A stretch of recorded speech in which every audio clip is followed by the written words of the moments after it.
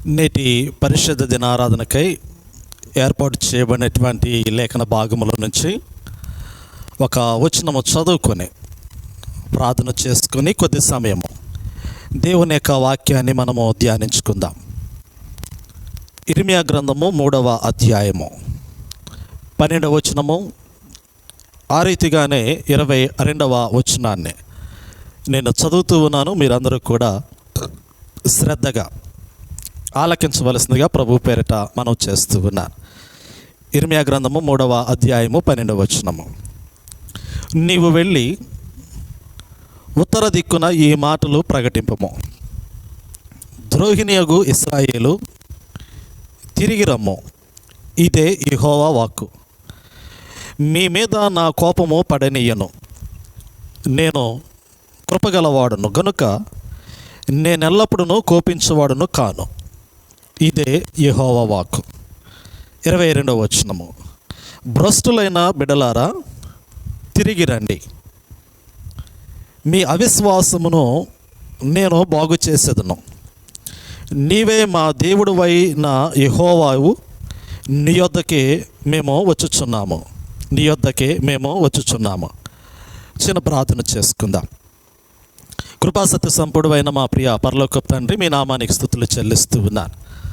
చదవబడినటువంటి లేఖన భాగంలో నుంచి కొన్ని శ్రేష్టమైనటువంటి జీవపు మాటలు ప్రియబిడ్డలతో పంచుకునేటువంటి సమయంలో మీ యొక్క పరిశుద్ధాత్మ నడిపింపు మెండుగా మాకు మా అందరికీ దయచేసి మీరే నీ నామానికి మహిమ తెచ్చుకోమని యేసు క్రీస్తు నామములో అడిగి వేడుకొనుచున్నాము తండ్రి, ఆమేన్.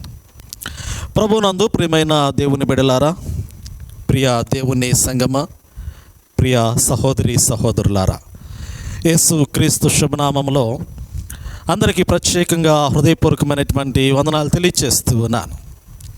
జీవం కలిగినటువంటి దేవుడు మనల్ని అందరినీ కూడా తన యొక్క రెక్కల చోటున భద్రపరిచిన విధానమును బట్టి మరి యొక్క పరిశుద్ధ దినమందు మనం ఇటు రీతిగా దేవుని స్తుతించుకునే భాగ్యాన్ని దేవుడిస్తున్న విధానమును బట్టి నేను దేవుని మహిమపరుస్తూ ఉన్నాను.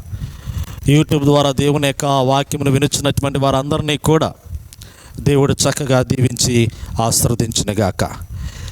పిల్లల గడిచిన పరిశుద్ధ దినమందు ఇర్మియా గ్రంథము 24వ అధ్యాయమును మనం ఆధారం చేసుకొని చక్కటి వర్తమానము మనము ధ్యానించుకొని ఉన్నాం. నీకు మేలు కలుగునుగాక. రెండవది, ఇర్మియా గ్రంథం 24వ అధ్యాయాన్ని మనము క్లుప్తంగా ఒక్కసారి పరిశీలన చేసుకోగలిగినట్లయితే, దేవుని మందిరం ఎదుట ఉంచబడినటువంటి 2 గంపలు, ఆ 2 గంపలు 2 దేశములకు సాదృశ్యము. ఆ గంపల్లో ఉన్నటువంటి అంజూరపు పండ్లు, ఆ అంజూరపు పండ్లు ఆ 2 దేశాల్లో నివసిస్తున్నటువంటి ప్రజల యొక్క స్వభావము, వారి హృదయము, వారి హృదయ ఆలోచనలు తెలియపరుస్తూ ఉన్నాయి. ఒక గంప మంచి అంజూరపు పండ్లతో ఉన్నటువంటి గంపేమో మరి బబులోను దేశములకు సాదృశ్యంగా, బబులోను దేశంలో దేవుణ్ణి మహిమపరిచినటువంటి మరి శ్రేష్టమైనటువంటి ఇశ్రాయేలు యొక్క జనాంగము గురించి మనకి తెలియపరచబడింది. రెండవ గంపలో ఉన్నటువంటి మరి అంజూరపు పండ్లను మనం గమనించినప్పుడు అది ఐగుప్తు దేశములకు సాదృశ్యంగా, ఆ గంపలో ఉన్నటువంటి అంజూరపు పండ్లు కుళ్ళిపోయినటువంటి స్వభావము, తినశక్యము కానటువంటి స్వభావము, అది ఐగుప్తు దేశంలో నివసించినటువంటి ఇశ్రాయేలు యొక్క హృదయాలను గురించి, వారి యొక్క స్వభావమును గురించి తెలియపరిచినట్లుగా మనం చూడగలుగుతూ ఉన్నాం. అదే రీతిలో ఈరోజు ఇర్మియా గ్రంథము 3వ అధ్యాయంలో తిరిగి రండి అనేటువంటి ఒక చక్కటి పిలుపు దేవుడు ప్రవక్త అయినటువంటి ఇర్మియా ద్వారా ఇశ్రాయేల్ ప్రజలకి, యూదా జనాంగమునకు ఇచ్చినట్లుగా ఈ వాక్య భాగంలో మనకు తెలియపరచబడుతూ ఉంది. ఇర్మియా గ్రంథము 3వ అధ్యాయాన్ని అంతటినీ మనం పరిశీలన చేయగలిగినట్లయితే, ఇక్కడ భ్రష్టులైనటువంటి బిడ్డలారా అనే ఆ పదముతో దేవుడు సంబోధిస్తూ ఉన్నాడు. 6వ అధ్యాయం ఒకసారి చూడండి, మనము గమనించగలిగినట్లయితే, ఆ ద్రోహిణియగు ఇశ్రాయేలు, తిరిగి రమ్ము, ఇదే యెహోవా వాక్కు. మీ మీద నా కోపము పడనీయను, నేను కృపగలవాడును గనుక నేనెల్లప్పుడూ కోపించేవాడును కాను, ఇదే యెహోవా వాక్కు. ఈ వాక్య భాగాన్ని మనము పరిశీలన చేయగలిగితే, దేవుడు నేను కృపగలిగినటువంటి వాడును, ఎల్లప్పుడూ కూడా కోపించేవాడును కాను అనేటువంటి సత్యాన్ని వాక్యములో చాలా చక్కగా స్పష్టంగా తెలియచేస్తున్నటువంటి సందర్భం ఇది. అదే సమయంలో పాపములో ఉన్నటువంటి పాప స్వభావంలో ఉన్నటువంటి, ఆ పాపము చేత దేవునికి దూరమైపోయినటువంటి తన బిడ్డలైనటువంటి ఇశ్రాయేలు యోధా జనాంగమును బట్టి కూడా వారిలో ఉన్నటువంటి పాపాన్ని అంతటిని తీసివేసి మరలా దేవుడు వారి జీవితాలను మంచి మార్గంలో నడిపించడానికి ఇచ్చినటువంటి ఒక మంచి ఉన్నతమైనటువంటి పిలుపును ఈ లేఖన భాగంలో చూడగలుగుతూ ఉన్నాం.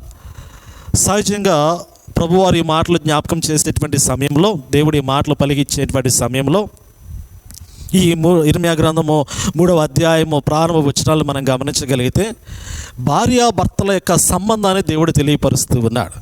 భార్య భర్త యొక్క సంబంధము. దేవుడు ఒక ఇరువురిని, భార్యను అనగా వివాహంలో దేవుడు స్త్రీ పురుషులను జతపరిచిన తరువాత వైవాహిక జీవితంలో భార్యాభర్తలుగా కుటుంబాన్ని ఆరంభించినటువంటి క్రమంలో భర్త భార్యను ప్రేమించాలి. భర్త భార్య యొక్క ప్రతి ఒక్క అవసరతను తీర్చగలిగిన వాడై ఉన్నట్లుగా లేఖనాల్లో చూడగలుగుతూ ఉన్నాం. అదే రీతిలో భార్య కూడా భర్తకి లోబడవలసినటువంటి పరిస్థితి. భర్త యొక్క మాటలకు, భర్తకు అనుకూలమైనటువంటి జీవిత విధానమును కొనసాగించవలసినటువంటి పరిస్థితి. ఒకవేళ భార్య భర్తకు లోబడి జీవించలేకపోయినట్లయితే, భార్య భర్తను విడిచి మరొక పురుషునితో సాంగత్యము కలిగి ఉన్నట్లయితే ఆమె వ్యభిచార సంబంధమైనటువంటి ఆలోచన విధానమును కలిగి ఉన్నట్లుగా ఈ వాక్య భాగంలో తెలియపరుస్తూ ఉన్నారు. చూడండి ఒకసారి 3వ అధ్యాయం 1వ వచనం చదువుతూ ఉన్నాను. ఒకడు తన భార్యను త్యజించగా ఆమె అతని యొద్ద నుండి తొలగిపోయి వేరొక పురుషునిదైన తరువాత అతడు ఆమె యొద్దకు తిరిగి చేరునా అనేటువంటి ఒక ప్రశ్న. భార్య భర్తను విడిచి వెళ్ళిపోయింది, మరొక పురుషునితో సహవాసము చేస్తూ ఉంది. ఇప్పుడు ఆ స్త్రీ మరలా తిరిగి ఈ మొదటి భర్త యొద్దకు చేరునా అనేటువంటి ఒక ప్రశ్న. ఇక్కడ ఆత్మీయమైనటువంటి దృక్పథంలో దేవుడు జ్ఞాపకం చేస్తూ ఉన్నాడు. అంటే భౌతికపరమైనటువంటి కుటుంబ జీవితాన్ని తెలియపరుస్తూనే, భార్యాభర్తల మధ్య ఉన్నటువంటి సంబంధాన్ని తెలియపరుస్తూనే, దీని ఆత్మీయమైనటువంటి కోణంలో ఉదాహరణగా దేవుడు ఇశ్రాయేలు జనాంగాన్ని, యోధా జనాంగాన్ని ఉద్దేశించి మాట్లాడుతున్నటువంటి మాట. ఇక్కడ దేవుడు భర్త స్థానంలో ఉన్నటువంటి వాడు, ఇశ్రాయేలు జనాంగము భార్య స్థానంలో ఉన్నటువంటి వారు. ఇక్కడ దేవుడు ఇశ్రాయేలు ప్రజల్ని నడిపించుచున్నాడు, పోషించుచున్నాడు, ప్రేమించుచున్నాడు, సంరక్షిస్తూ ఉన్నాడు. ప్రతి అవసరతను, ప్రతి ఒక్క అక్కరను తీరుస్తూ ఉన్నాడు, మంచి మార్గంలో నడిపిస్తూ ఉన్నాడు. కానీ భార్య స్థానంలో ఉన్నటువంటి ఇశ్రాయేలు యొక్క జనాంగము దేవునికి అనుకూలమైనటువంటి మార్గంలో నడవవలసిన వారై ఉండగా ఆ మార్గాన్ని విడిచి మరొక మార్గంలోనికి వెళ్ళిపోయారు. అనగా మరొక చోటుకు వెళ్ళిపోయారు, మరొక వ్యక్తి వద్దకు వెళ్ళిపోయారు. అపవాది, లోకాధికారి, ఈ లోకమును పాపము చేత నింపుతున్నటువంటి లోకాధికారి యొక్క ఆధీనంలోనికి జనాంగం వెళ్ళిపోయారు. ఇప్పుడు వీరు భర్తను విడిచి మరొక పురుషుని యొక్క సాంగత్యంలోనికి వెళ్ళిపోయినటువంటి జనాంగంతో పోల్చబడుతూ ఉన్నారు. దీన్ని ఆత్మీయమైనటువంటి ఆ వ్యభిచారం క్రింద మనము పోల్చగలుగుతూ ఉన్నాం. ఈ వాక్య భాగంలో అలా పోల్చి రాస్తూ ఉన్నట్లుగా మనం చూడగలుగుతూ ఉన్నాం.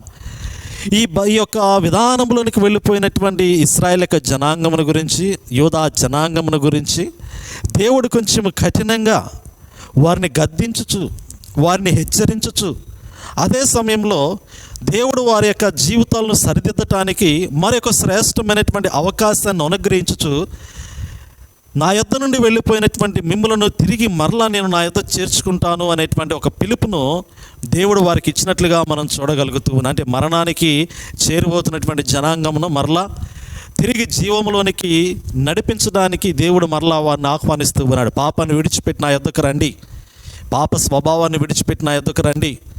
మీరు తొలగిపోయినటువంటి వారు మరలా సరైనటువంటి మార్గంలో నా యొద్ద నిలబడగలిగినట్లయితే, నేను మిమ్మల్ని పోషించి సంరక్షించి నడిపించగలిగినటువంటి వాడును, తిరిగి నా యొద్దకు రండి అనేటువంటి సంగతిని ఇక్కడ జ్ఞాపకం చేస్తూ ఉన్నాడు. కృత నిబంధన కాలంలో సార్వత్రికమైనటువంటి పిలుపు ఒకటి ఉంది. మత్తయి సువార్త 11వ అధ్యాయము 28వ వచనాన్ని మనం గమనించగలిగితే, యేసు ప్రభువారు ఒక యూనివర్సల్ కాలింగ్, సార్వత్రికమైనటువంటి పిలుపునిచ్చారు. అదేమిటి? ప్రయాసపడి భారం మోయించిన సమస్త జనులారా నా యొద్దకు రండి, నేను మీకు విశ్రాంతిని కలగచేస్తాను అనేటువంటి మాట. నేటి దినాల్లో కృత నిబంధన కాలంలో మనం గమనించగలిగితే ఇది ఒక యూనివర్సల్ కాలింగ్. లోకంలో ఉన్నటువంటి సకల మానవాళి కూడా పాపంలో పడిపోయినటువంటి వారు, నీతిమంతుడు లేడు, ఒక్కడునూ లేడు, దేవుని వెతుకువాడు ఎవడునూ లేకూడదు, అందరూ త్రోవ తప్పినటువంటి వారే అని దేవుని యొక్క వాక్యములో సెలవీయబడింది. అందుకే ప్రభువారు ఒక సార్వత్రికమైనటువంటి పిలుపునిచ్చారు. నా యొద్దకు రండి, ప్రశస్తమైనటువంటి శిలువ రక్తములు మీ పాపములు కడిగి వేసుకొని శాశ్వతమైనటువంటి నిత్య జీవమునకు వారసులుగా మరలటానికి మీరు నా యొద్దకు రండి, నేను మీకు ఆ రక్షణ దయచేస్తాను, ఆ నిత్య జీవాన్ని నేను మీకు అనుగ్రహిస్తాను, సంతోషకరమైనటువంటి ఆనందకరమైనటువంటి జీవిత విధానాన్ని మీరు జీవించటానికి మీరు ప్రయాసతో లోకములో బ్రతుకుయేటువంటి క్రమంలో నా యొద్దకు రండి అని ప్రభువారు ఆహ్వానించినట్లుగా మత్తయి సువార్త 11వ అధ్యాయము 28వ వచనంలో మనం చూడగలుగుతూ ఉన్నాం. ఇది కృత నిబంధన కాలంలో ఇవ్వబడినటువంటి పిలుపు. మరి పాత నిబంధన కాలంలో కూడా దేవుని స్వాస్థ్యమైనటువంటి ప్రజలు లోకములోనికి వెళ్ళిపోయినప్పుడు, పాపములో పడిపోయినప్పుడు, దేవుని విడిచి పాప సంబంధమైనటువంటి మార్గంలో ఆ తిరుగులాడుతున్నటువంటి క్రమంలో దేవుడు మరలా ఇటువంటి పిలుపును వారికి ఇచ్చాడు. ఇక్కడ ఇశ్రాయేలు ప్రజలను వేరుగా, యూదులను వేరుగా పోల్చి మాట్లాడుతూ ఉన్నాడు. ఇశ్రాయేలు ప్రజలనేమో మరి ఒక మాట మనం గమనించగలిగితే 3వ అధ్యాయము 6వ వచనములో ద్రోహిణి యొగు ఇశ్రాయేలు అని మాట్లాడుతూ ఉన్నాడు. ఇక్కడ ఇశ్రాయేలేమో భార్యాస్థానంలో ఉన్నటువంటి వారు. ఒక భర్తను విడిచి భార్య మరి త్యజించినటువంటి క్రమంలో తన భార్యను త్యజించగా ఆమె అతని యొద్ద నుండి తొలగిపోయినటువంటి స్త్రీని గురించినటువంటి ఆ మాటలు ఇక్కడ ఇశ్రాయేల్ గురించి తెలియపరచబడుతూ ఉన్నాయి. ఇశ్రాయేల్ ప్రజలు దేవుణ్ణి విడిచి తిరిగినటువంటి వారు. ఎజ్రా గ్రంథంలో ఈ మాటలు ఇంకొంచెం స్పష్టంగా జ్ఞాపకం చేయబడ్డాయి.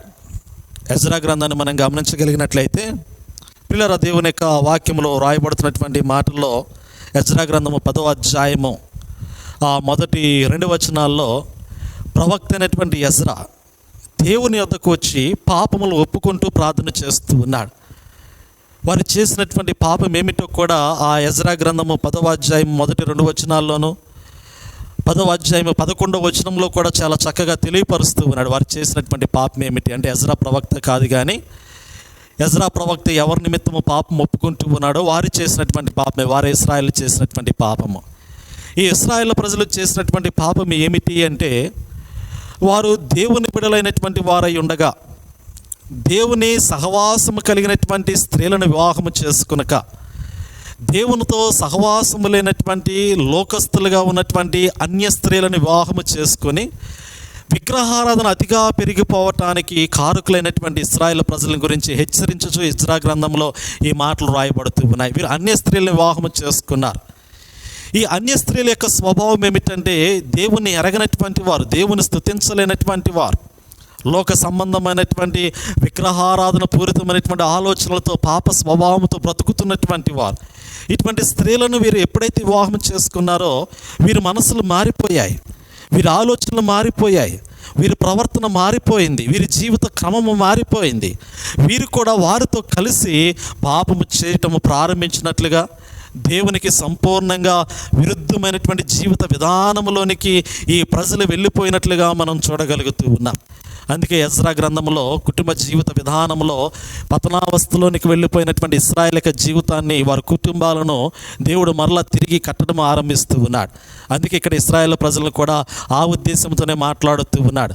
ఇదిగో నన్ను విడిచి వెళ్ళిపోయినటువంటి జనసమూహమా, మీరు తిరిగి మరలా నా యొద్దకు రాగలిగినట్లయితే నేను మిమ్మల్ని చేర్చుకుంటాను. ఎందుకంటే నేను కృప కలిగినటువంటి వాడును, నేను దయగలిగినటువంటి వాడును. మీ జీవితాలని శాశ్వతంగా నిర్మూలించగా మరలా మీ జీవితాలని తిరిగి కట్టాలనేటువంటి ఉద్దేశంతో నేను మిమ్మల్ని పిలుస్తున్నాను అనేటువంటి ఒక పిలుపును దేవుడిస్తూ ఉన్నట్లుగా మనం చూడగలుగుతూ ఉన్నాం.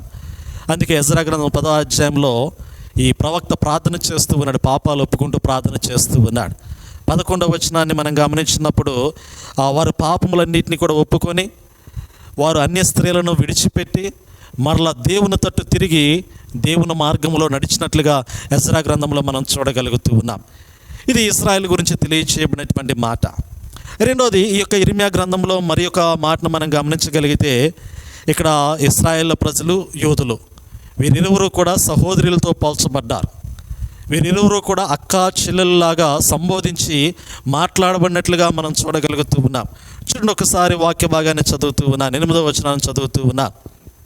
ద్రోహిణి యొగు ఇశ్రాయేలు వ్యభిచారము చేసిన హేతువు చేతనే నేను ఆమెను విడిచిపెట్టి ఆమెకు పరిత్యాగ పత్రిక ఇయ్యగా విశ్వాసఘాతుకురాలకు ఆమె సహోదరి అయిన యోధ చూచియు తానును భయపడక వ్యభిచారము చేయుచు వచ్చుచున్నది. పిల్లరా, ఈ ఒక వాక్య భాగాన్ని మనం పరిశీలన చేస్తే ఇక్కడ ఆత్మీయమైనటువంటి వ్యభిచారం గురించి మాట్లాడుతూ విశ్వాసఘాతుకురాలైనటువంటి యోధ అనేటువంటి పదాన్ని సంబోధిస్తూ ఉన్నాడు. కుటుంబమును గురించి ఏమో ఇశ్రాయేలు ప్రజలు ఉద్దేశించి మాట్లాడుతూ ఉన్నాడు. ఆత్మీయ విశ్వాస జీవితానికి సంబంధించి యోధులు దేవుని స్తుతించేటువంటి వారు. యోధా గోత్రపు సింహాసనం మీద దేవుడు ఆసీనుడు అవ్వబోతున్నటువంటి వాడు. మరి యూదులు నిత్యము దేవుని స్తుతించాలి, ఘనపరచాలి. యూదుల యొక్క నోటి ద్వారా దేవుని నామము అనునిత్యము ఘనపరచబడాలి, కీర్తించబడాలి. దేవుని స్తుతించవలసినటువంటి యోధా జనాంగం ఇప్పుడు దేవుణ్ణి యందలి విశ్వాసములో నుండి వైదొలిగిపోయి దేవునికి విరుద్ధమైనటువంటి ఆలోచనలోనికి వెళ్ళిపోయి ఇక్కడ విశ్వాసఘాతుకురాలుగా ఈ యొక్క యోధా సంతతి మార్చబడినట్లుగా మనం చూడగలుగుతూ ఉన్నాం. యోధా సంతతి అంతా కూడా ఒక విశ్వాసఘాతుకురాలుగా మార్చబడింది. వీరినే దేవుడు ఈ మాటతో సంబోధిస్తూ ఉన్నాడు, విశ్వాసఘాతుకురాలైనటువంటి యోధా అని. ఇప్పుడు విశ్వాసఘాతుకురాలైనటువంటి యోధా యొక్క జీవితం కూడా సరిదిద్దుకోవాలి. ఆమె విశ్వాసిగా ఉండి అవిశ్వాసిగా మారిపోతూ ఉంది. అందుకే ఇందాక నేను మీకు జ్ఞాపకం చేశాను కదా, 3వ అధ్యాయము 22వ వచనాన్ని మనం గమనిస్తే, ఇర్మియా గ్రంథము 3వ అధ్యాయము 22వ వచనాన్ని మనం గమనిస్తే, భ్రష్టులైన బిడలారా తిరిగి రండి, మీ అవిశ్వాసమును నేను బాగు చేసేదను అంటాడు. మీ అవిశ్వాసమును నేను బాగు చేస్తాను. అసలు విశ్వాసులుగా ఉండవలసినటువంటి మీరు విశ్వాస భ్రష్టులుగా మారిపోయారు, అవిశ్వాసులుగా ఉన్నారు. ఇప్పుడు నేను మీ యొక్క అవిశ్వాసాన్ని బాగు చేస్తాను, తిరిగి నా యొద్దకు రండి అని దేవుడు పిలుస్తూ ఉన్నట్లుగా మనం చూడగలుగుతూ ఉన్నాం. నిజమే, దేవుని పిలుపు ఎంతో ఉన్నతమైనటువంటిది. పాప స్వభావము నుండి విడిపించడానికి, హృదయ శుద్ధీకరణ కలగచేయటానికి దేవుడు పిలుస్తూ ఉన్నాడు. దేవుని పిలుపులో ఉన్నటువంటి ఆంతర్యం ఇదే. హృదయము శుద్ధీకరించబడాలి. హృదయము శుద్ధీకరించబడితేనే మనము దేవుని చూడగలుగుతూ. ఆయన పరిశుద్ధుడు కదా, పరిశుద్ధుడైనటువంటి దేవుణ్ణి మనము ధరించాలి అంటే ఆ పరిశుద్ధమైనటువంటి హృదయ ఆలోచన జీవితానికి చాలా అవసరం.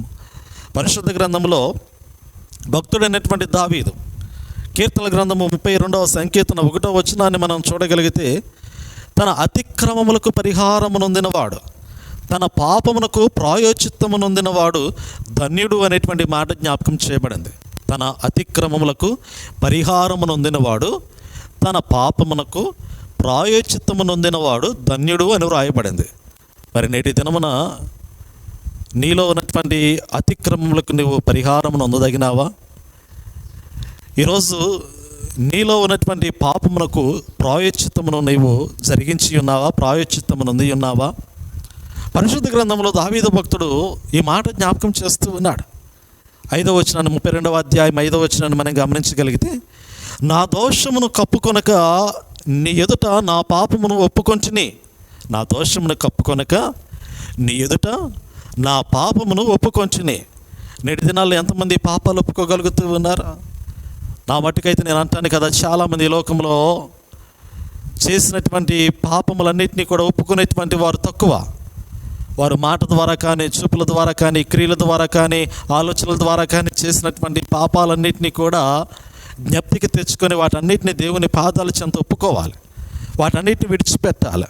ఎందుకంటే దేవుని యొక్క వాక్యంలో జ్ఞాపకం చేయబడుతున్నటువంటి మాట ఏమిటంటే, దోషములు కప్పుకొనకూడదు, వాటిని ఒప్పుకొని విడిచిపెట్టాలని దేవుని యొక్క వాక్యంలో దేవుడు సెలవిస్తూ ఉన్నాడు. నిజమే, దేవుడు అందుకే పిలుస్తూ ఉన్నాడు, నా యొద్దకు రండి, భ్రష్టులైనటువంటి బిడ్డలారా నా యొద్దకు రండి, మీ అవిశ్వాసము నేను బాగు చేస్తాను, మీ హృదయాలను నేను శుద్ధీకరిస్తాను, పడిపోయినటువంటి జీవిత విధానంలో నుండి తిరిగి మరలా మీ జీవితాలను నేను లేవనెత్తుతాను, తిరిగి నా యొద్దకు రండి అని ప్రభువు పిలిచినట్లుగా, దేవుడు ఆహ్వానిస్తూ ఉన్నట్లుగా పరిశుద్ధ గ్రంథంలో మనం చూడగలుగుతూ ఉన్నాం. నిజమే ప్రియులారా, నీ దేవుడైనటువంటి యెహోవా యొద్దకు, యెహోవా మీద తిరుగుబాటు చేయించినటువంటి జనాంగాన్ని దేవుడు పిలిచాడు. 13వ వచనం, ఇర్మియా గ్రంథం 3వ అధ్యాయము 13వ వచనంలో ఈ మాట రాయబడింది, నీ దేవుడైన యెహోవా మీద తిరుగుబాటు చేయొచ్చు, నా మాటను అంగీకరింపక ప్రతి పచ్చని చెట్టు క్రింద అన్యులతో కలుసుకున్నట్టుకు నీవు ఇటు అటు పోయిన నీ దోషము ఒప్పుకొనము.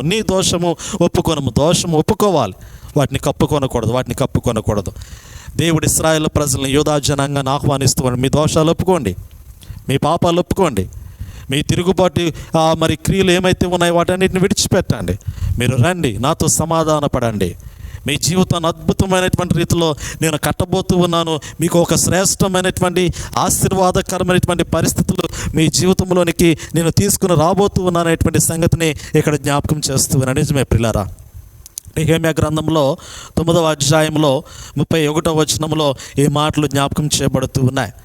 నెహెమ్యా గ్రంథంలో ఉన్నటువంటి మాటను మనం గమనించగలిగితే, దేవుడు మహోపకారి అయి ఉండి వారిని బొత్తిగా నాశనము చేయకయు విడిచిపెట్టకయు ఉన్నాడని, నిజంగా దేవుని యొక్క కృప అందరికీ ఎడల ఉన్నదనే మాట నెహెమ్యా గ్రంథంలో చాలా చక్కగా మనకు జ్ఞాపకం చేయబడుతూ ఉంది. దేవుని కృప అందరి ఎడల అధికంగా ఉంది. దేవుని యొక్క కృపను మనం నిరర్థకము చేసుకోకూడదు.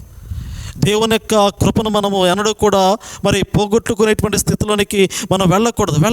దేవుడు పిలిచినప్పుడు ఆయన పిలుపుకు లోబడి మనం జీవించాలి. దేవుడు మనకు రక్షణ దయచేసినప్పుడు ఆ రక్షణకు అనుకూలమైనటువంటి జీవిత విధానాన్ని మనం జీవించాలి. దేవుని మీద తిరుగుబాటు చేసి ఏమి సాధించగలుగుతాం? దేవుని మాట పెడచెవిన పెట్టి ఆయన మాటలకు అనుకూలమైనటువంటి జీవితాలు జీవించకుండా మనం ఏమి సాధించగలుగుతాం? దేవుని సన్నిధికి అనుకూలమైనటువంటి జీవితాన్ని మనం కనపరుచుకోకుండా లోకానుసారులుగా బ్రతికినట్లయితే వారి జీవితం యొక్క ముగింపు ఏ విధంగా ఉండబోతూ ఉన్నది? ఒకసారి ఆత్మ పరిశీలన చేసుకోవాలి. ఎందుకంటే దేవుడు సమస్తమును చూస్తున్నటువంటి వాడు, ఆయన సమస్తమును పరిశీలన చేయుచున్నటువంటి వాడు. కాబట్టి తొలగిపోయినటువంటి వారిని, దేవుని విడిచి తిరుగులాడుతున్నటువంటి వారిని అందరినీ కూడా దేవుడు పిలుస్తూ ఉన్నాడు. తిరిగి నా యొద్దకు రండి, ప్రయాసపడి భారం వచ్చిన సమస్త జనులారా నా యొద్దకు రండి. నిజమే ప్రియులారా, దేవుని యొద్దకు వచ్చేటువంటి క్రమంలో ఎలా మనం రావాలి, దేవుని ఎలా వెంబడించాలా, దేవుని బిడలైనటువంటి వారి యొద్ద నుండి దేవుడు ఏమి ఆశిస్తూ ఉన్నాడు, ఏమి కోరుకుంటూ ఉన్నాడు అనేది కూడా చాలా ప్రాముఖ్యమైనటువంటిది. ఈ లోకంలో చాలామంది దేవుని వెంబడించేటువంటి విధానం ఎలా ఉంటుందో తెలుసా? భౌతికపరమైనటువంటి అవసరాల కొరకు చాలామంది వెంబడిస్తూ ఉంటారు. భౌతికపరమైనటువంటి అక్కర్ల కొరకు చాలామంది దేవుని వెంబడిస్తూ ఉంటారు. దేవుని యొద్ద నుండి ఏదో ఆశించి దేవుని యొద్దకు పరిగెత్తుకుని వచ్చేటువంటి వారు ఎంతోమంది లోకంలో ఉంటారు. ఉన్నతమైనటువంటి స్థితిగతుల కొరకు దేవుని మీద ఆధారపడినటువంటి వారు ఎంతోమంది ఉంటారు. కానీ నిజంగా నీవు దేవుని మీద దేని కొరకు ఆధారపడాలో తెలుసా? శాశ్వతమైనటువంటి నిత్య జీవాన్ని స్వతంత్రించుకోవడానికి నీవు దేవుని మీద ఆధారపడాలి. ఈరోజు నువ్వు అలా ఆధారపడగలుగుతూ ఉన్నావా? ఈరోజు శాశ్వతమైనటువంటి నిత్యత్వం కొరకు నీవు దేవుణ్ణి వెంబడించగలుగుతూ ఉన్నావా? ఒకసారి వాక్యంలో ఉన్నటువంటి మాటలను మనం గమనిద్దాం. చూడండి, హోషేయ గ్రంథము 14వ అధ్యాయము మొదటి 2 మాటలు మనం పరిశీలన చేద్దాం. ఒక్కసారి పరిశుద్ధ గ్రంథములు ఉన్నటువంటి వారందరూ కూడా తెరిచి దేవుని యొక్క వాక్యాన్ని గమనించండి, నిశ్చితంగా పరిశీలన చేయండి. హోషేయ చిన్న ప్రవక్తలో ఉన్నటువంటి కొన్ని మాటలు, ప్రవక్తలు ప్రవచించినటువంటి లేఖనాలు ఉన్నటువంటి కొన్ని మాటలు ఈ సమయంలో నేను మీ ఎదుటికి తీసుకుని వస్తూ ఉన్నాను. హోషేయ గ్రంథము 14వ అధ్యాయము మొదటి 2 వచనాలు పరిశీలన చేయండి. ఇశ్రాయేలు, నీ పాపము చేత నీవు కూలితివి గనుక నీ దేవుడైన యెహోవా తట్టుకు తిరుగుము. ఇశ్రాయేలు, నీ పాపము చేత నీవు కూలితివి గనుక నీ దేవుడైన యెహోవా యొద్దకు తిరుగుము. మాటలు సిద్ధపరచుకొని యెహోవా యొద్దకు తిరుగుడి. మీరు ఆయనతో చెప్పవలసినది ఏమనగా, మా పాపములన్నిటినీ పరిహరింపము, ఎడ్లకు బదులుగా నీకు మా పెదవులు నర్పించుచున్నాము, నీవు అంగీకరింపదగినవి అవే మాకున్నవి. ఇక్కడ ప్రవక్త పిలుపునిచ్చాడు. దేవుని తట్టు తిరగండి, దేవుని యొద్దకు రండి, దేవుని యొద్దకు వచ్చి మీరు దేవునితో మాట్లాడండి, దేవుని యొద్ద మీ పాపాలన్నింటినీ కూడా ఒప్పుకోండి. హోషేయ ప్రవక్త 14వ అధ్యాయము మొదటి 2 వచనాలు ఈ పిలుపు ఇవ్వబడుతూ ఉంది. నీ పాపము చేత నీవు కూలితివి గనుక నీ దేవుడైన యెహోవా తట్టుకు తిరుగుము. ఈ లోకంలో పాపము నీడలాంటిది. అది మనం ఎటులినా కానీ అది మనల్ని వెంబడిస్తూనే ఉంటుంది కదా. మన నీడ మనల్ని విడిచి వెళ్ళిపోతుందా? వెళ్ళిపోదు. మనము నడిచినంత కాలము కూడా మన శరీరము ఎటు కొనసాగితే అటు మన నీడ, షాడో అది వెంటాడుతూనే ఉంటుంది. ఈరోజు పాపం అటువంటిదే. నీ హృదయంలో పాప స్వభావం ఉన్నంత కాలము కూడా ఆ పాపము నిన్ను పాములాగా, ఒక నీడలాగా వెంటాడుతూ ఉంటుంది. ఎక్కడి వరకు అంటే నీ జీవితము నాశనమగు అంతవరకు కూడా పాపము నిన్నే వెంటాడుతూనే ఉంటుంది. ఇప్పుడు ఆ పాపము నుండి నీవు విడిపించబడాలి అంటే కేవలం ఒక దేవుని యొక్క సన్నిధే. దేవుని కుమారుడైనటువంటి యేసు క్రీస్తు వారు తప్ప మరి ఎవరు కూడా నిన్ను పాపముల నుండి విడిపించబడలేరు అనేటువంటి సంగతిని గ్రహించాల. అందుకే ప్రభు యొద్దకు పరిగెత్తుకుని రావాలి అనేటువంటి సంగతిని ప్రవక్త ఇక్కడ జ్ఞాపకం చేస్తూ ఉన్నాడు. నీ పాపము చేత నీవు కూలితేవు గనుక నీ దేవుడైన యెహోవా తట్టుకు తిరుగుమో, యెహోవా తట్టుకు తిరుగుమో. రెండవది, మాటలు సిద్ధపరచుకుని యెహోవా యొద్దకు తిరుగుడి. మాటలు సిద్ధపరచుకుని యెహోవా యొద్ద తిరుగుడి. ఏ విధమైనటువంటి మాటలు సిద్ధపరచుకోవాలి? నేటి దినాల్లో చాలామంది ముసలమ్మ ముచ్చట్లు చెబుతూ ఉంటారు. పనికిరానటువంటి మాటలు, పోసుకోలు మాటలు, వ్యర్థమైనటువంటి మాటలు, ఉచ్చరింప శక్యము కానటువంటి మాటలు, ఎలా పడితే అలా ఆ మాట్లాడేటువంటి మాటలు కనపడుతూ ఉంటాయి. ఈ మాటలు కాదు దేవునికి కావాల్సిందే. ఈ మాటలు కాదు నీ యొక్క ఆత్మీయ జీవిత ఎదుగుదలకు కావలసినటువంటి మాటలు. నీ మాటలు ఏ విధంగా ఉండాలి అంటే ఒక సుంకరి చేసినటువంటి ప్రార్థన వలె నీ మాటలు ఉండాలి. ప్రభువా, నేను పాపములో ఉన్నటువంటి వాడను, పాపము చేత పీడించబడుతున్నటువంటి వాడను. ప్రభువా, నీకు వ్యతిరేకమైనటువంటి ఆ మార్గంలో నా జీవితం కనపడుతూ ఉన్నది. నన్ను సరిదిద్దు, నన్ను బాగు చేయి, సరైనటువంటి మార్గంలో నన్ను నడిపించు.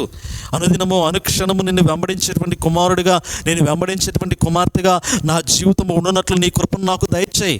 ప్రభువా, నీ ఎడల నా కృపను అధికంగా ఉండునట్లు అనుగ్రహించని దేవుణ్ణి స్తుతించేటువంటి మాటలు, దేవుణ్ణి మహిమపరిచేటువంటి మాటలు, దేవునిలో కట్టుకునే జీవితాన్ని కట్టుకునేటువంటి మాటలు, దేవునికి మహిమకరంగా ఎదిగేటువంటి మాటలు మన హృదయాంతరంగంలో నుండి సిద్ధపరచుకుని దేవుని యొద్దకు వచ్చి పలకవలసినటువంటి అవసరత ఉన్నట్లుగా నేను మీకు జ్ఞాపకం చేస్తూ ఉన్నాను. ఈరోజు ఎవరైనా దేవుని యొద్దకు వచ్చి అడగండి అంటే లోక సంబంధమైనటువంటి కోరికలన్నింటినీ కోరతాడు. ప్రభా, నాకు అది కావాలి, నాకు ఇది కావాలి, మేడలు కావాలి, మిద్దెలు కావాలి, ఉద్యోగాలు కావాలి, డబ్బు కావాలి, అది కావాలి, ఇది కావాలి, అన్నీ కోరతారు. ప్రభా, పరలోకంలో నీ కుమారునిగా ఉండనట్లు నీ ఆత్మ నడిపింపు నాకు దయచేయి ప్రభా, అనుక్షణము నేను నీతో ఉండే కృప నాకు అనుగ్రహించని ప్రార్థన చేసేటువంటి వారి సంఖ్య తక్కువ. పరిశుద్ధ గ్రంథంలో ఇక్కడ అంచాడు కదా, మీరు ఆయనతో చెప్పవలసినదేమనగా మా పాపములన్నిటినీ పరిహరింపము, ఎడ్లకు బదులుగా నీకు మా పెదవులను అర్పించుచున్నాము, నీవు అంగీకరింపదగినవి అవే మాకున్నవి. ఆనాటి దినాల్లో పాపము చేసినటువంటి వారందరూ కూడా బలి అర్పించేటువంటి వారు. ఇప్పుడు దేవుడు బలిని కోరట్లేదు. యెషయా ప్రవక్త యెషయా గ్రంథం 6వ అధ్యాయాన్ని గమనించగలిగితే దేవుని మందిరావరణంలోనికి ప్రవేశించడానికి ప్రయత్నం చేస్తూ ఉన్నాడు. యెరూషలేము దేవాలయంలో ఉన్నటువంటి సన్నివేశాన్ని వర్ణిస్తూ ఉంటాడు. అప్పటికి దేవుని యొక్క మహిమ మరి దేవాలయంలోనికి దిగి వచ్చినటువంటి సందర్భం. దేవుడి సింహాసనం మీద ఆసీనుడై ఉన్నాడు. దేవుని యొక్క చొక్కాయ అంచులన్నీ కూడా దేవాలయంతో నిండుకొని ఉన్నాయి. దేవుని యొక్క దూతలు, సెరుపులు, కెరుపులు అటు ఇటు దేవుని స్తుతిస్తూ ఉన్నారు, ఆయన నామాన్ని గణపరుస్తూ ఉన్నారు. ఆకాశం ఆయన సింహాసనము, భూమి ఆయన పాదపీఠం అని దేవుని యొక్క వాక్యంలో రాయబడింది. ఇప్పుడు ఆయన దేవాలయంలో సింహాసనం మీద ఆసీనుడైనటువంటి సమయంలో దేవుని దూతలు స్తుతిస్తూ ఉన్నారు. అది ఒక పరిశుద్ధమైనటువంటి స్థలం, మహోన్నతమైనటువంటి స్థలం, గాన ప్రతిగానాలతో కొనియాడబడేటువంటి స్థలం. అంత పరిశుద్ధమైనటువంటి స్థలంలో దేవుడు ఆసీనుడై ఉన్నాడు. ఆత్మస్వరూపి అయినటువంటి దేవుడు దర్శనంలో అక్కడ ఆ ప్రవక్త చూస్తూ ఉన్నాడు, మాట్లాడుతూ ఉన్నాడు. అప్పుడే యెషయా ప్రవక్త మందిరావరణంలోకి రాబోతున్నటువంటి సమయంలో తన యొక్క జీవితాన్ని జ్ఞాపకం చేసుకున్నాడు. అయ్యో, అపవిత్రమైనటువంటి పెదవులు గలవాడనే, అపవిత్రమైనటువంటి జనుల మధ్య సంచరించినటువంటి వాడనే, నేను దేవుని చూచానని తలంచుచూ ఉన్నానే అనేటువంటి సంగతి, అంటే దేవుణ్ణి చూచి ఉన్నాను, దేవుణ్ణి చూడలేనటువంటి స్థితిలో ఉన్నాను అనేటువంటి మాటను కూడా ఆ వాక్య భాగంలో జ్ఞాపకం చేస్తూ ఉన్నాడు. చూడండి ఒక్కసారి ఆ వచనాన్ని నేను చదువుతూ ఉన్నాను. ఆ వచనాన్ని 5వ వచనం, యెషయా గ్రంథం 6వ అధ్యాయము 5వ వచనము. నేను అపవిత్రమైన పెదవులు గలవాడను, అపవిత్రమైన పెదవులు గల జనుల మధ్యను నివసించువాడను, నేను నశించితినే. చూడండి ఎంత చక్కటి మాట. అపవిత్రమైనటువంటి పెదవులు గల జనుల మధ్య నేను నివసించుచున్నటువంటి వాడను, నేను నశించితినే. ప్రవక్త స్వయంగా, పెద్ద ప్రవక్త అయినటువంటి యెషయా ప్రవక్త ఇక్కడ మాట్లాడుతూ ఉన్నాడు. తన పాప స్వభావం ఏమిటి, తన పెదవుల మీద ఉన్నటువంటి ఆ పాపం యొక్క స్థితిగతులు ఏమిటో వాటిని ఒప్పుకొని దేవుని సన్నిధానం ఎదుట నిలబడి ప్రాయశ్చిత్తము చెందుతూ ఉన్నాడు, పశ్చాత్తాపం చెందుతూ ఉన్నాడు. ఆ సమయంలోనే సెరుపులు, కెరుపులు ఉన్నటువంటి ఒక దూత కాలుచున్నటువంటి అగ్నిని తీసుకొని ఆ పెదవులకు తాగించినప్పుడు పరిశుద్ధుడిగా మార్చమన్నట్లుగా మళ్ళీ దేవుని యొక్క వాక్యములు సెలవీయబడింది. ఈరోజు అగ్నితో నీ పెదవులు కాల్చబడి ఉన్నాయా? ఇక్కడ హోషేయ గ్రంథం 14వ అధ్యాయం 2వ వచనంలో అంటాడు కదా, ఎద్దులు కాదు అర్పించవలసింది, ఈరోజు నీ పెదవులను నీ హృదయాన్ని దేవునికి అర్పించాలి అనేటువంటి సంగతిని ఇక్కడ జ్ఞాపకం చేస్తూ ఉన్నాడు. పిలుస్తూ ఉన్నాడు దేవుడు, రండి నేను మిమ్మల్ని బాగు చేస్తాను, మీ హృదయాన్ని శుద్ధీకరిస్తాను. కుళ్ళిపోయినటువంటి అంజరపు పండు ఎలాగుందో ఆ కుళ్ళిపోయినటువంటి అంజరపు పండు యొక్క స్థితిగతులు నేను మారుస్తాను, మరలా మంచి అంజరపు పండులాగా మీ జీవితాన్ని నేను బాగు చేస్తానని దేవుడు పిలుస్తూ ఉన్నాడు. ఈరోజు బాగుపడాలనేటువంటి కోరిక నీకుందా? నీ హృదయాంతరంగమైనటువంటి కుళ్ళు తీసివేయబడాలనేటువంటి ఆలోచన నీకుందా? ఈరోజు పరమ వైద్యుడైనటువంటి దేవుని యొద్ద నీ జీవితాన్ని సంపూర్ణంగా సమర్పించుకోగలిగినట్లయితే ఆయన నీ జీవితాన్ని బాగు చేసేవాడు. నీలో ఉన్నటువంటి అవిశ్వాసమును ఆయన పారద్రోలగలిగినటువంటి వాడు అనే సంగతిని దేవుని యొక్క వాక్యం ద్వారా ఈ సమయంలో బాహుట్యంగా నేను మీకు జ్ఞాపకం చేస్తూ నిజమే ప్రియులారా, ఆయన మీ జీవితాన్ని కట్టడానికి సిద్ధపడినట్లుగా దేవుని యొక్క వాక్యములు సెలవీయబడింది. ఈరోజు నువ్వు అడగలవా, ప్రభువా నా పెదవులతో నేను స్తుతించడానికి నేను నీకు సమర్పించుకున్నానని దేవుని యొద్దకు వచ్చి నువ్వు మాట్లాడగలవా? అలా మాట్లాడగలిగినట్లయితే నీవు ధన్యుడివే. రెండవది, ఇంకొక మాట నేను మీకు జ్ఞాపకం చేస్తూ ఉన్నాను. దేవుడు ఇచ్చినటువంటి పిలుపుకు లోబడి దేవుని యొద్దకు పరిగెత్తుకుని వచ్చినటువంటి క్రమంలో ఉన్నటువంటి సంగతుల్లో రెండవ సంగతి నేను మీకు జ్ఞాపకం చేస్తూ ఉన్నాను. యోవేలు గ్రంథం మనం గమనించగలిగితే హోషేయ గ్రంథము ప్రక్క పేజీలో ఉంటుంది. యోవేలు గ్రంథము 2వ అధ్యాయంలో ఒక మాట మనకు వ్రాయబడుతుంది 13వ వచనంలో. ఇక్కడ ఇశ్రాయేలు ప్రజల యొక్క స్థితిగతులు, గడిచిన దినాల్లో పాపము చేసినటువంటి వారందరూ కూడా వారి జీవితంలోనికి దేవుని యొక్క ఉగ్రత వచ్చుచూ ఉన్నదంటే వారు ఏం చేసేటువంటి వారంటే గోనె పట్టాలు కట్టుకునేటువంటి వారు, బూడిద పూసుకునేటువంటి వారు, ఉపవాసం ఉండేటువంటి వారు, పశ్చాత్తాపము చెంది దేవుని తట్టు తిరిగి మరి 3 దినాలు 7 దినాలు అటు ఉపవాస ప్రార్థనలు ప్రకటించి పశ్చాత్తాపంతో ప్రార్థన చేయడం ఆరంభించేటువంటి వారు. వారి మీదకు వచ్చేటువంటి ఉగ్రతను దేవుడు రాకుండా తన మనసును మార్చుకొని ఉగ్రతలో నుండి దేవుడు వారిని తప్పించేటువంటి వాడు. ఇది మరి యోనా గ్రంథంలో ఉన్నటువంటి స్థితిగతులను మనం గమనించగలుగుతూ ఉన్నాం. నినివే పట్టణ ప్రజలు మరి దేవుని యొక్క ఉగ్రతకు గురవుతున్నటువంటి క్రమంలో ప్రవక్త సందేశాన్ని అందించిన మరుక్షణము వారు ఆ విధమైనటువంటి రీతిలో ఉపవాసం ఉండి ప్రార్థన చేశారు. వారి మీదకి రావాల్సినటువంటి ఉగ్రత నుండి వారు తప్పించుకొని మరలా దేవుని తట్టు తిరిగారు. కొంతకాలము దేవుని మార్గంలో నడిచి మరలా వైదొలిగిపోయినటువంటి స్థితి. అందుకే ఇక్కడ యోవేలు గ్రంథంలో ఈసారి దేవుడు ఏమి జ్ఞాపకం చేస్తూ ఉన్నాడు అంటే, దేవుని యొక్క ఉగ్రత ఖచ్చితంగా భూమి మీదకి రాబోతూ ఉంది. ఖచ్చితంగా దేవుని యొక్క ఉగ్రత భూమి మీదకి రాబోతూ ఉంది. అవిధేయులైనటువంటి వారి మీదకి రాబోతూ ఉంది. దేవుణ్ణి తృణీకరించినటువంటి వారి మీదకి రాబోతూ ఉంది. దేవుని లెక్క చేయనటువంటి వారి మీదకి దేవుని యొక్క ఉగ్రత రాబోతూ ఉంది. దేవుణ్ణి విశ్వసించకుండా లోకానికి అనుకూలంగా ఎట్టబడితే అలా బ్రతికేటువంటి వారి జీవితంలోనికి కూడా దేవుని యొక్క ఉగ్రత రాబోతూ ఉంది. ఈ ఉగ్రత రాబోతూ ఉన్నదనేటువంటి సంగతి నీకు తెలియపరచబడినప్పుడు నీవు ఎలా దేవుని తట్టు తిరగాలి? ఆనాటి దినాల్లో నినివే పట్టణంలో ఉన్నటువంటి ప్రజల వలె గోనె పట్టాలు ధరించుకోవడం కాదు, వస్త్రాలు చింపుకోవడం కాదు, బూడిద పూసుకోవడం కాదు. ఈసారి నీ హృదయాంతరంగం ఎలా దేవుని తట్టు తిరగాలి అంటే, మీ హృదయాలన్నీ కూడా సంపూర్ణంగా మీ వస్త్రములు కాక మీ హృదయములను చింపుకొని ఆయన తట్టు తిరుగుడి, మీ హృదయములు చింపుకొని ఆయన తట్టు తిరుగుడి అనేటువంటి మాట. హృదయ పరివర్తన, పశ్చాత్తాపము, మారు మనసు. ఇది దావీదు భక్తుడు పొందుకున్నటువంటి ఆ ప్రార్థన అనుభవం. 51వ కీర్తన మీ అందరికీ తెలుసు కాబట్టి ఆ సంగతి నేను జ్ఞాపకం చేయట్లేదు. పాపము నుండి విడిపింపబడటానికి ప్రాధేయపడటము, గోజాడటము, బతిమలాడుకోవటము, ప్రభు పాదాలను కన్నీటితో కడగటము కదా. స్త్రీ మరి విచారం చేయించినటువంటి స్త్రీ, పాపములో పట్టబడినటువంటి స్త్రీ, మరి ఆ స్త్రీలందరూ కూడా ప్రభు పాదాలను కన్నీటితో కడిగినటువంటి సందర్భాన్ని కూడా మనం చూడగలుగుతూ ఉన్నాం. ఈరోజు హృదయాన్ని దేవుని తట్టు తిప్పుకోవాలి. హృదయముని చింపుకున్నటువంటి వారమై దేవుని తట్టు తిరగవలసినటువంటి అవసరం గురించి మాట్లాడుతూ ఉన్నాడు. దేవుడిచ్చినటువంటి పిలుపు ఇదే. ఒక పరిశుద్ధమైనటువంటి సహవాసములోనికి నేను మిమ్మల్ని ఆహ్వానిస్తూ ఉన్నప్పుడు మీరు పరిశుద్ధమైనటువంటి హృదయాలు కలిగినటువంటి వారే నన్ను అనుసరించండి, నన్ను వెంబడించండి అనేటువంటి మాట దేవుని యొక్క వాక్యంలో చాలా చక్కగా జ్ఞాపకం చేస్తూ ఉన్నాడు కదా. లూకాసు వార్త 15వ అధ్యాయాన్ని మనం గమనించగలిగితే, తప్పిపోయినటువంటి కుమారుడు తిరిగి వచ్చేటువంటి క్రమంలో మనకు అక్కడ ఒక సంగతి జ్ఞాపకం చేయబడుతూ ఉంది. లూకాసు వార్త 15వ అధ్యాయంలో ఉన్నటువంటి చక్కటి మాటను మనం గమనించగలిగితే, అతని దగ్గర ధనమున్నంత వరకు కూడా తనకు అనుకూలమైనటువంటి ఆలోచనలతో అతను బ్రతకడం ప్రారంభించాడు. తన దగ్గర ధనం ఉంది, ధనానికి తగినటువంటి ఆలోచన ఎలా కలుగుతుందంటే ఒకసారి ఆలోచన చేయండి. నీ దగ్గర 1,00,000 రూపాయలు ఉన్నాయి. ఆ 1,00,000 రూపాయలు నీ దగ్గర ఉన్నాయి కాబట్టి 1,00,000 రూపాయలకు సంబంధించినటువంటి రీతిలో నీకు ఆలోచన వస్తుంది. ఆ 1,00,000 రూపాయలు ఎలా వాడాలి, ఏమి చేయాలి, ఎలా కొనుక్కోవాలి, అది దేనికి ఉపయోగించుకోవాలనేటువంటి సమయం. అదే 10,000 ఉన్నాయనుకోండి, 10,000 ఏ రీతిలో దాన్ని వాడుకోవాలో నీ దగ్గర ఏదైతే ఉందో దాన్ని గూర్చినటువంటి ఆలోచన నీకు కలుగుతూ ఉంది. అంటే ఆలోచన ఎవరు కలిగిస్తూ ఉన్నారు? నీ దగ్గర ఏదైతే ఉందో దాన్ని బట్టే నీ హృదయాంతరంగంలో ఆలోచనలు కలుగుతూ ఉంటాయి.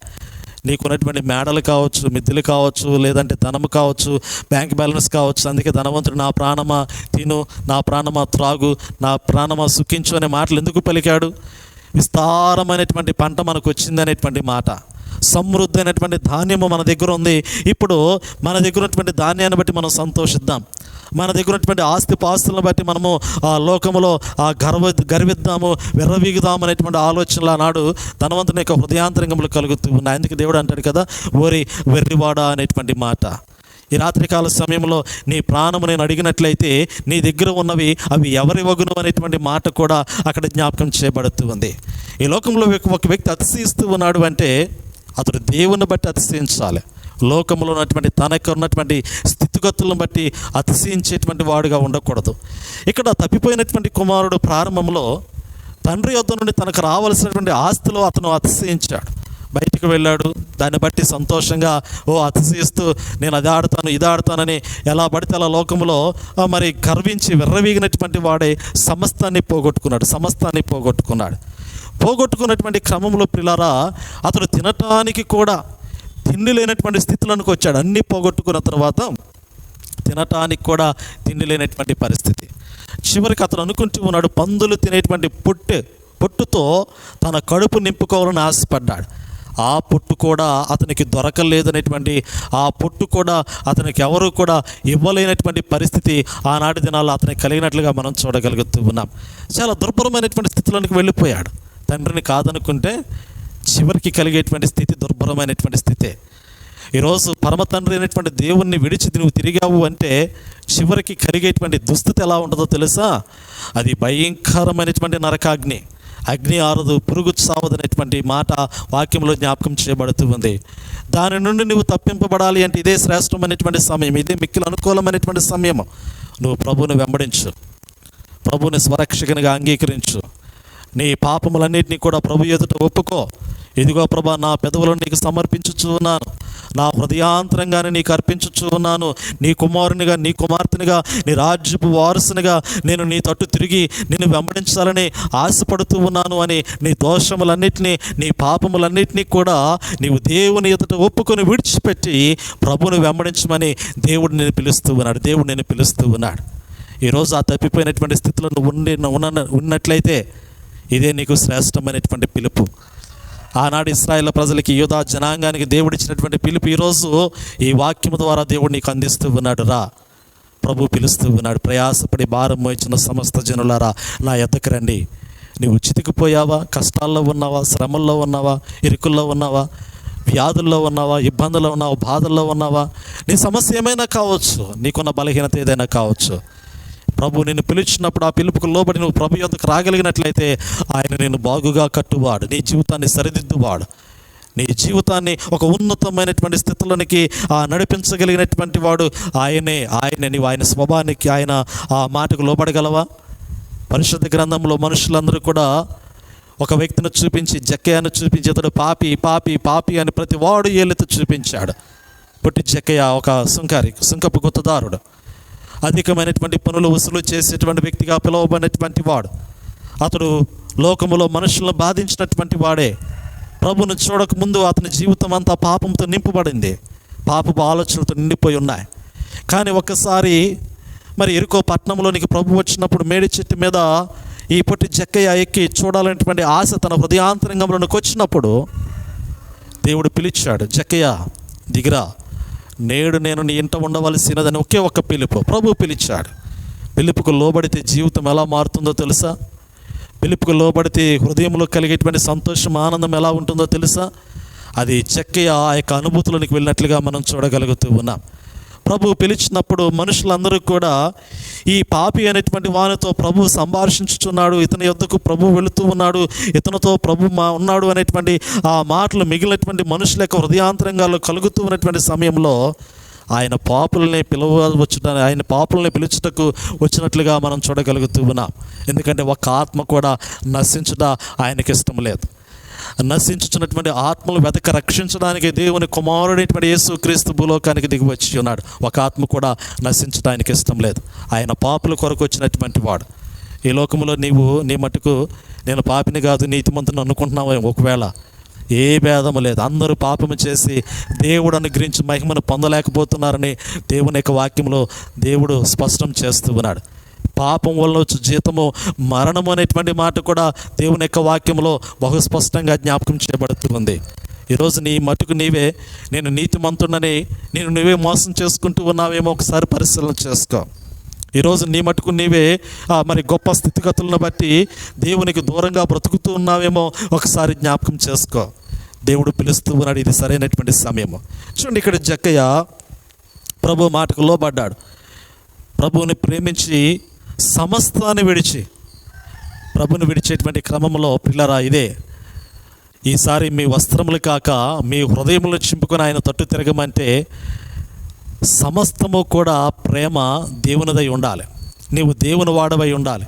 నీ హృదయం చింపుకోవడం అంటే నీ హృదయాంతరంగంలో దేవుని స్వరూపం కనపడమే. ఆ స్వరూపము కనపరచబడేటువంటి స్థితిలోనికి నీవు దేవుని వెంబడించని దేవుని యొక్క వాక్యంలో మరి జ్ఞాపకం చేయబడుతూ ఉంది. ఈరోజు అటివాడుగా నీవు ఉండాలని ప్రభు కోరుతూ ఉన్నాడు. జక్కయ్య ప్రభు మాట్లాడే అంతవరకు మాట్లాడటానికి మునుపు ధనాన్ని నమ్ముకున్నాడు. కానీ ప్రభు మాట్లాడిన తర్వాత, ప్రభు స్వరం వినిన తరువాత నాకు ప్రభు చాలు, ధనం అవసరం లేదనుకుంటూ ఉన్నాడు. అందుకే మనుషులందరితో కూడా ఏమంటూ ఉన్నాడు అంటే, ఇప్పటి వరకు నేను అన్యాయంగాను అక్రమముగాను ఎవరి దగ్గర నుంచి అయితే ఎంతైతే తీసుకుని ఉన్నానో ఇప్పుడు వారందరికీ కూడా చూడండి మాట్లాడుతూ ఉన్నాడు కదా. 8వ వచనము, లూకాసు వార్త 19వ అధ్యాయము 8వ వచనంలో జ్ఞాపకం చేస్తూ ఉన్నాడు. నేను ఎవని యొద్దనైనను అన్యాయంగా దేనినైనా తీసుకున్న ఎడల అతనికి 4 వంతులు మరలా చెల్లించునని ప్రభుతో చెప్పిన. 1 వంతు కాదు, 2 వంతులు కాదు. నీ దగ్గర నుంచి 1 వంతు తీసుకుంటే తిరిగి మరలా దానికి 3 వంతులు అదనంగా 4 వంతులు చెల్లించినటువంటి క్రమం. ఒకవేళ ధన వ్యామోహాన్ని తన హృదయాంతరంగంలో నుండి తీసివేశాడు. ధన వ్యామోహం ఉన్నట్లయితే 1 వంతు తీసుకున్నాను ప్రభువా, ఆ 1 వంతు తిరిగి వాళ్ళకి ఇచ్చేస్తాననే మాట పలికి తన దగ్గరే చాలా ధనం వరకు దాసేసుకొని అలాగే ప్రభుని ధనాన్ని 2 కలిపి దేవుని వెంబడించేటువంటి వాడు. ఇక్కడ జక్కయ్య యొక్క హృదయం ఎలా ఉందంటే, ధనాన్ని ప్రభుని కలిపి 2 కలిపి తన దగ్గర ఉంచుకొని ప్రభుని వెంబడించలా. ప్రభుని వెంబడించేటువంటి క్రమంలో ధనం ఏదైతే ఉందో దాని సమస్తాన్ని బయటకు తీసివేసి, ఆ ఆలోచన, ఆ ఆశ, ఆ తలంపులు అన్నిటిని బయటకు తీసివేసి ప్రభుని వెంబడించినట్లుగా మనం చూడగలుగుతూ ఉన్నాం. అందుకే ఆ అజ్ఞాన కాలమందు దేవుడు చూసి చూడనట్లుగా విడిచిపెట్టి ఉన్నాడు. కానీ ఇప్పుడైతే అంతటా అందరూ మారు మనసు పొందాలని దేవుని యొక్క వాక్యం సెలవిస్తూ ఉన్నది. ఇది దేవుని యొక్క ఆజ్ఞ. ఇప్పుడైతే అంతటను అందరూ మారు మనసు పొందుకోవాల్సిందే, పశ్చాత్తాపము చెందవలసిందే, దేవుని తట్టు తిరగవలసిందే. అందుకే దేవుడు పిలుస్తూ, నా యొద్దకు తిరిగి రండి, ద్రోహియగు ఇశ్రాయేలు నా యొద్దకు తిరిగిరా, విశ్వాసఘాతుకురాలైనటువంటి యోధా నా యొద్దకు తిరిగిరా, ఈ లోకంలో భ్రష్టులైనటువంటి బిడలారా తిరిగి నా యొద్దకు రండి అని దేవుడు పిలుస్తున్నాడు. ఎందుకంటే నేను మిమ్మల్ని బాగు చేయవాడనై ఉన్నాను. నేను మాత్రమే మీ జీవితాలను కట్టువాడనై ఉన్నాను, మీ జీవితాలను సరిదిద్దువాడనై ఉన్నానని దేవుడు సెలవిస్తూ ఉన్నాడు. దేవునికి అసాధ్యమైనది ఏదైనా ఉన్నదా? ఈరోజు నీ జీవితాన్ని దేవుని చేతుల్లో పెట్టు. అద్భుతమైనటువంటి రీతిలో నీ జీవితాన్ని దేవుడు కట్టబోతూ ఉన్నాడు. ఒక సారె పైన ఉన్నటువంటి పాత్ర, ఒక మట్టి ముద్ద కుమ్మరవాని యొక్క చేతిలో ఉన్నటువంటి మట్టి సారె పైన ఉన్నటువంటి పాత్రను ఏ విధంగా అందంగా రూపొందిస్తూ ఉంటుందో కదా మీ అందరికీ తెలుసు. కుమ్మరవాని యొక్క జీవితము, అతడు మెత్తటి రాళ్ళతో మరి ఆ మట్టిని తీసుకొని నీళ్ళతో నింపి దాన్ని మెత్తగా చేసి రాళ్ళు కానీ గడ్డిపొచ్చలు కానీ కర్రపొలలు కానీ ఏమున్నా కానీ వాటిని తీసి బయట పారవేసి ఆ మట్టి ముద్దను తీసుకొని ఒక సారె పైన ఉంచి దాన్ని నీటితో తడుపుచు ఆ సారును తిప్పుచు ఒక అందమైనటువంటి పాత్రగా తయారు చేస్తాడు. ఒక పనికి వచ్చేటువంటి పాత్రగా తయారు చేస్తాడు. ఆ పాత్ర ఉపయోగించబడేటువంటి పాత్ర. ఆ పాత్ర పనికి రావాలి అంటే ఆ మట్టి ముద్ద, ఆ పాత్ర కుమ్మరివాని చేతిలోనికి వెళ్ళాలి, కుమ్మరివాని చేతిలో ఉండాలి. కుమ్మరివాని చేతిలో ఉండేటువంటి పాత్రే మన జీవితం ప్రియులారా. ఈరోజు నీ మట్టుకు నీవు బయట సంచరించచ్చు, నీకు ఇష్టానుసారంగా నువ్వు బ్రతుకుతూ నీకు అనుకూలమైనటువంటి జీవిత విధానాన్ని లోకంలో జీవించచ్చు. నేను ఒక పాత్రగా వాడబడాలంటే ఇది ఎలా సాధ్యమవుతుంది? ఇది సాధ్యం కాదు. నీ పెదవులను, నీ హృదయాన్ని సంపూర్ణంగా దేవునికి సమర్పించుకొని దేవుని తట్టు తిరిగి, ప్రభా నీ చేతిలో ఉన్నటువంటి పాత్రను నేను నీకు ఇష్టమైనటువంటి పాత్రగా నీవు వాడుకోనాయనా, నీకు అనుకూలమైనటువంటి పాత్రగా నా జీవితాన్ని మరల్చు ప్రభా అని నువ్వు ప్రార్థన చేయగలిగితే నీ జీవితం ఆశీర్వాదకరంగా మారుతుంది. నీ జీవితం అద్భుతమైనటువంటి రీతిలో దేవునికి మహిమకరంగా మారుతూ ఉన్నట్లుగా పరిశుద్ధ గ్రంథంలో ఈ సమయంలో నేను మీకు జ్ఞాపకం చేస్తున్నాను. కాబట్టి ప్రియులారా, దేవుని యొద్దకు తిరిగిరండి. దేవుని విడిచి తిరుగులాడుతూ ఉన్నావేమో, దేవుని యొద్దకు తిరిగిరా. శ్రేష్టమైనటువంటి జీవపు వాక్య వెలుగులో నీ జీవితాన్ని నడిపించాలని ఆశపడుతున్నటువంటి దేవుడు, పగల మేఘస్తంభం వలన, రాత్రి అగ్నిస్తంభం వలన ప్రజలను నడిపించినట్టు, ఇశ్రాయేలు జనాంగాన్ని నడిపించినటువంటి దేవుడు ఈ నేటి దినాల్లో ఈ రోజు నీ జీవితాన్ని ఒక పరిశుద్ధమైనటువంటి మార్గంలోనికి ఆయన నడిపించబోతూ ఉన్నాడు. ఆయన నడిపించబోతున్నటువంటి క్రమంలో నీవు దేవునికి సమర్పించుకో. నీవు దేవునికి సమర్పించుకొని నీ హృదయాంతరంగమైనటువంటి దోషములు ఏమైతే ఉన్నాయో వాటిని కప్పుకొనక, వాటిని ఒప్పుకొని విడిచిపెట్టి దేవుని సన్నిధానంలో ఒక శ్రేష్టమైనటువంటి నూతనమైనటువంటి జీవిత విధానాన్ని నీవు కొనసాగించడానికి పరిశుద్ధ ఆత్మదేవుడు మెండుగా నీకు సహాయం చేసి నడిపించునుగాక. ఆమేన్. ప్రార్థన చేసుకుందాం. తలలు వంచండి, ప్రార్థన చేసుకుందాం. సర్వకృపానిధిగు మా ప్రియ పరలోకపు తండ్రి, మీ ఘనమైన నామమునకు స్తుతులు చెల్లిస్తూ ఉన్నా. ప్రభా, ఈ పరిశుద్ధ దినమందు నా యొద్దకు రండి అని లేఖనాల్లో ప్రభు మీరు ఆహ్వానించినటువంటి సందర్భాన్ని మేము చూడగలుగుతూ ఉన్నాం. ఇర్మియా గ్రంథము 3వ అధ్యాయంలోను, ఇర్మియా గ్రంథం 24వ అధ్యాయంలోను, హోషేయ గ్రంథము, యోవేలు గ్రంథము, ఇదిగో నాయన మరి ఆమోస్ గ్రంథాల్లో, జకర్యా గ్రంథాల్లో, ఎజ్రా, నెహెమ్యా గ్రంథాల్లో ఉన్నటువంటి లేఖనాలను ఆధారం చేసుకుని ఆయన మీరు మాతో మాట్లాడుతూ ఉన్నారు. నీ స్వాస్థ్యాంగమైనటువంటి ఇశ్రాయేల్ జనాంగము, యూదా జనాంగము ఇదిగో ప్రభా మరి ద్రోహులుగాను, మరి ఆత్మీయ వ్యభిచారులుగా నాయన మార్చబడినటువంటి సమయంలో వారి జీవితాలను మరలా సరైనటువంటి ఆ రీతిలో సరిదిద్దటానికి నాయన మీరు వారితో మాట్లాడినట్లుగా మేము చూడగలుగుతూ ఉన్నాం. విశ్వాసఘాతుకురాలైనటువంటి యూదా, ద్రోహియగు ఇశ్రాయేలు తిరిగి నా యొద్దకు రండి, నేను మీ అవిశ్వాసమును బాగు చేస్తాను, నేను మీ జీవితాలను మరలా తిరిగి కడతానని ప్రభా మీరు వారిని ఆహ్వానించినట్లుగా మేము చూడగలుగుతూ ఉన్నాం.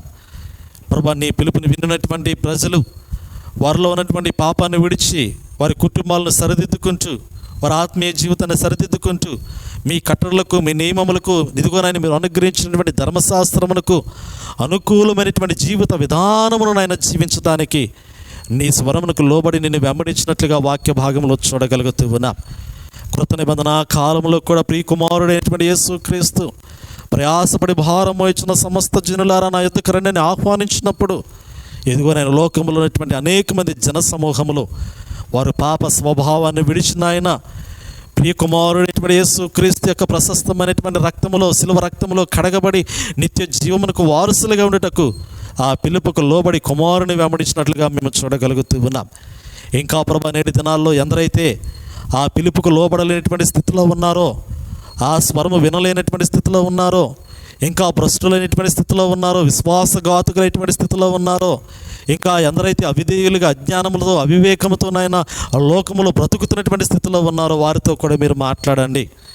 వారు కూడా నాయన నీ స్వరము విని, నీ పిలుపుని విని సంపూర్ణంగా నీ తట్టు తిరిగి ప్రభు ఒక శ్రేష్టమైనటువంటి ఆత్మీయ జీవిత విధానాన్ని కడ వరకు కూడా కొనసాగించడానికి నీ కృపను వారికి మెండుగా దయచేయమని వేడుకొనొచ్చి ఉన్నారు. ప్రభా, సంఘములో ఎటువంటి బిడ్డలు, యూట్యూబ్ ద్వారా వాక్యమును వినిచినటువంటి బిడ్డలందరినీ కూడా ఆత్మీయంగా మీరు బలపరిచి దీవించి ఆశీర్వదించమని వేడుకొనొచ్చి ఉన్నారు. ఈ పరిశుద్ధ దినమందు నాయన ప్రతి ఒక్కరికి మీద రావలసినటువంటి మెండైనటువంటి ఆశీర్వాదాలు మీరే కుమ్మరించి నామానికి మహిమ తెచ్చుకోమని యేసు క్రీస్తు నామములో అడిగి వేడుకొనొచ్చున్నాము తండ్రి. ఆమేన్. మన పరమ తండ్రి దేవుని ప్రేమయు, మన ప్రభుని రక్షకుని యేసు ప్రభువారి యొక్క కృపయు, పరిశుద్ధ ఆత్మీయ సన్నిధి సహవాసము దేవుని యొక్క వాక్యం వినేటువంటి ప్రతి ఒక్కరికి కూడా సదాకాలము దీనికి దీవుల ఆశీర్వాదములు నిత్యము తోడై నడిపించునుగాక. ఆమేన్, ఆమేన్, ఆమేన్, ఆమేన్. అందరికీ వందనాలండి. దేవుడు అందరినీ దీవించి ఆశీర్వదించునుగాక.